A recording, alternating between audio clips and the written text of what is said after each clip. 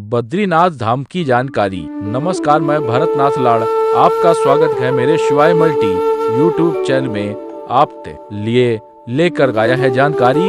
अच्छी लगी हो तो चैनल को लाइक कर और सब्सक्राइब कर देना। अगली बार नेपाल की जानकारी लाऊंगा। अब चलते हैं भारत की देवभूमि उत्तराखंड में स्थित बद्रीनाथ धाम, 4 धामों और विशेष जानकारी।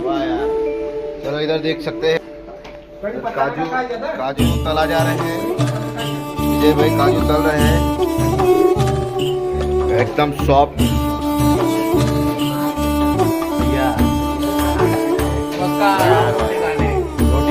रोटी को देने वाले शेफर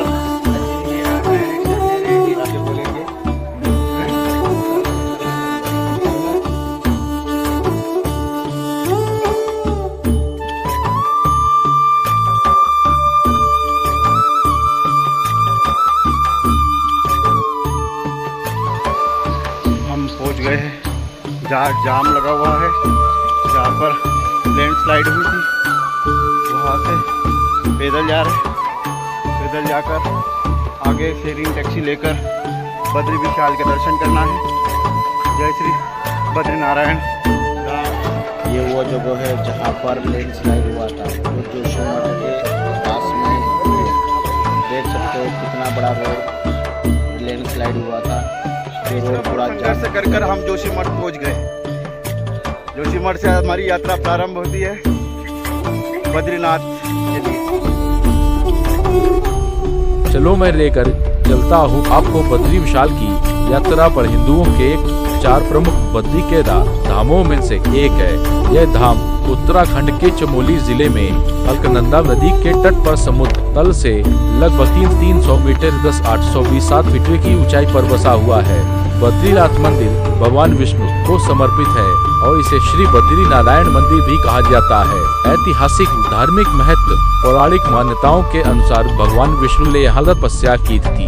कहते हैं कि जब भगवान विष्णु ने तब मैलिन थे, तब उनकी तपस्या की कठोरता से उन्हें कष्ट न हो, इसके लिए माता लक्ष्मी ने बद्री वृक्ष का रूप धारण कर उन्हें छाया प्रदान की। तो तभी से इस क्षेत्र को बद्रीनाथ कहा जाने लगा। स्कंद पुराण, विष्णु पुराण और महाभारत में भी बद्रीनाथ धाम का उल्लेख मिलता है। मान्यता है कि महाभारत के पांडव अपने स्वर्गारोहण के मार्ग में यहाँ रुके थे।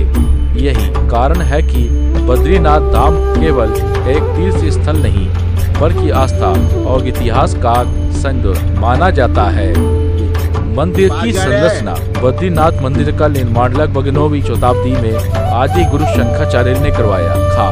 बाद में कई राजाओं ने इसका पुनर्निर्माण और विस्तार कराया। मंदिर की ऊंचाई लगभग 15 मीटर है और इसकी वास्तुकला नारद शैली में बनी हुई है। मंदिर के गर्भगृह में काले शालिग्राम शिला से बनी भगवान विष्णु की प्रतिमा विराजमान है। निधि से श्री बद्री नारायण कहा जाता है। भगवान बद्री नारायण पद्मासन मुद्रा में ध्यानस्थ है। मंदिर का मुख्य द्वार सिंह द्वार कहलाता है। यहाँ गर्भगृह, सभा मंडप और गर्भगृह के बाहर कुबेर गरुड़ की मूर्तियां भी स्थापित हैं। प्राकृतिक सौंदर्य। बद्रीनाथ धाम हिमालय की सुरम्य पर्वत श्रृंखलाओं के बीच बसा है। चारों ओर बर्फ से के पहाड़, शुद्ध हवा और अलकनंदा नदी का कलकल प्रवाह इस स्थल को दिव्य वातावरण प्रदान करता है। मंदिर के पास तप्त कुंड नामक एक प्राकृतिक गर्म पानी का स्रोत है, जहां श्रद्धालु स्नान कर मंदिर में प्रवेश करते हैं। यात्रा और दर्शन। बद्रीनाथ धाम का पाठ हर वर्ष अक्षय तृतीया के दिन खुलता है और भैया दूज के दिन शीतकाल के लिए बंद कर दिया जाता है। शीतकाल में भगवान की पूजा जोशीमठ में होती है। बद्रीनाथ की यात्रा केवल एक धार्मिक यात्रा ही नहीं बल्कि एक साहसिक और आध्यात्मिक अनुभव भी है। निष्कर्ष। बद्रीनाथ धाम केवल एक मंदिर नहीं बल्कि यह भारतीय सांस्कृतिक आस्था और अध्यात्म का प्रतीक है। यहाँ आने वाले भक्त केवल भगवान के दर्शन ही नहीं करते बल्कि हिमालय की गोद में आत्मिक शांति और दिव्यता का अनुभव भी करते हैं। इस धाम का महत्व इतना अधिक है कि इसे मोक्ष प्रदान करने वाले पवित्र स्थलों में गिना जाता है। यही कारण है कि हर साल लाखों श्रद्धालु कठिन मार्ग और ऊंचाई की चुनौतियों को पार कर भगवान बद्री नारायण के दर्शन करने आते हैं। बद्रीनाथ धाम वास्तव में भक्ति, विश्वास और प्रकृति का अद्भुत संगम है। क्या आप चाहेंगे कि मैं आपको 4 धाम यात्रा बद्रीनाथ, केदारनाथ, गंगोत्री और यमुनोत्री की भी पूरी जानकारी एक साथ दे दूं? Subscribe to my channel and also Ganesh भाई 1 मिनट